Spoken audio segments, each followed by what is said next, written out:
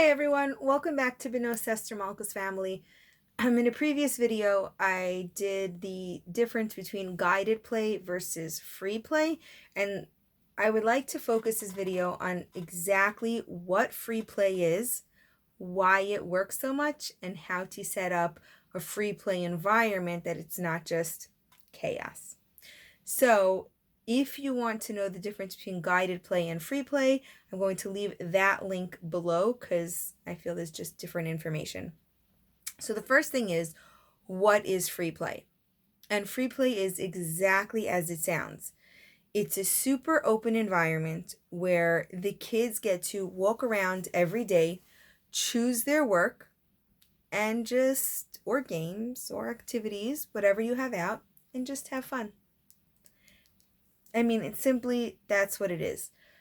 But when you take a deeper look into this, you start to unravel things that are just like, whoa. Let's think about it. I, as a teacher, let's say I'm a traditional teacher just for now, I go home, I think, what are my kids going to learn tomorrow? And I brainstorm and I come up with a lesson plan. And then I bring it to the class and I facilitate it. And you get the picture. All this is going on. I'm a teacher. This is what's going on. But what if we stop and said, student, you could be 4, 5, 10, whatever the case is. And I say, student, okay, what now? Now, they have to stop and think. They have to come up with the plan. They have to facilitate the work. And they have to do the work. So if you think about that for a second, even though I use the word free play, which may sound dangerous, they've just accomplished a whole entire list of what I do as an adult, as a teacher, and they're only kids. Could you imagine if they start practicing this free play from a child and move on to adulthood? Could you imagine how much more advanced these skills would be? So that's the first thing. The second thing with free play, the second important skill they're learning, is how to be a leader. I have to go around the classroom. I have to make a plan. I have to decide, is this an activity I'm going to learn by myself? Do I need a friend? Do I have to do time management and arrange a time with a friend to learn? And by the time I'm done, that free play just made me not only, practicing skills, but now I'm a leader. So, in order for these things to be accomplished, this is where the teacher has to come in. And this comes in before you even meet your first student, ever. Before school starts, you as a teacher have to come in with some idea of, and we do have government rules and regulations. Let's take first grade, for example. I know in first grade they have to do addition, they have to do subtraction, they have to do math word problems. I think I'm just focusing on math just to simplify it. They have to do math word problems, and they have to do, let's say, introduction to money. No, it simple covers the first grade curriculum. So now I know this in my head, in my heart. I'm the teacher. But I also know that I have some weaker students. So I'm going to expand the gap to number recognition and to counting. And then I'm going to expand it this way into multiplication, division, and geometry. So now what I've done is I've, in my mind, came up with a plan that covers half of kindergarten through half of first grade and beyond. Okay? That's my game plan. But it still doesn't tell me what the kids are doing. It's free play. Tons of games. So then I'll take a shelf, and on the shelf I will put carefully selected games. Now let's look at, addition, for example. I can name a bunch of addition games and I'm like, oh my goodness. It teaches addition, but there's really no skill involved and it's boring. So I'm not going to put that game on the shelf. So I would actually sit down, and this is something I highly recommend. Sit down, and I actually did this with a colleague once. More than once. I sit down with a colleague and I say, you know what? We're going to do this activity together. And we do it. And then we evaluate. Was it fun? Was it educational? Could the kids learn? Is it boring for me, but do I see it educational for the kids? And all of these things, I'm like, yes, yes, yes, boom, on the shelf. If it's something that's no, like I have one game, I'll tell you quite honestly, I have one game, and I'm like, I really don't like that game. Not for a second. My colleague didn't like the game either. But every time I play with the kids, I see the joy and I see them learning. I'm like, okay, it's on the shelf. And vice versa, I had a game where we all thought it was just like, it was a terrible game. It was just terribly executed. We're like, you know what? Not for our classroom. So now I have a shelf of 15, 20 games that cover, again, this whole range of skills. And I leave it on the shelf. I have the addition shelf, the multiplication shelf, the subtraction shelf first. I have the telling time drawer. And it's all nicely arranged. And I'm done. Totally done.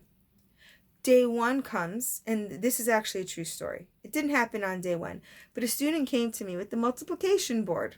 And I looked at the student, I'm like, no. I didn't say no.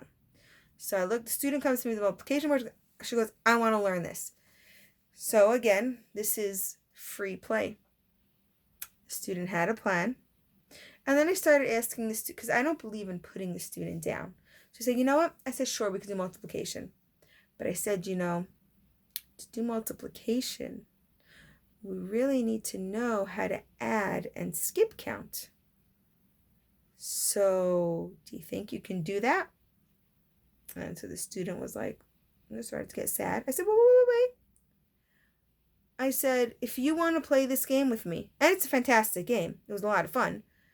I said, so instead of getting sad right now, I said, what could we do? And the student was like, oh, you mean I should learn to skip count? And I'm like, oh, that's it. I didn't think of that idea. Sure, you should learn to skip count. So what happened? I allowed the student to take anything they wanted for math because it's free play. They came to me with the activity because it was new to them. And instead of saying no, I said, oh, rule number whatever is skip counting. And the student was like, oh. Instead of getting sad, the student then, listen to this, had to be flexible and come up with a new plan on the spot. I mean, could you imagine how amazing that is? In one moment, I taught the child how to not only be a leader, but how to problem solve. I didn't really teach the child did it by themselves, but, I facilitated that part. And then this is an adult skill. So why is free play so important? Is because you're giving the child the tools they need to be an adult. Now, there's a few keys. The first one I mentioned, and that's the most important, is set up the environment. The second one is the questions you as the educator ask.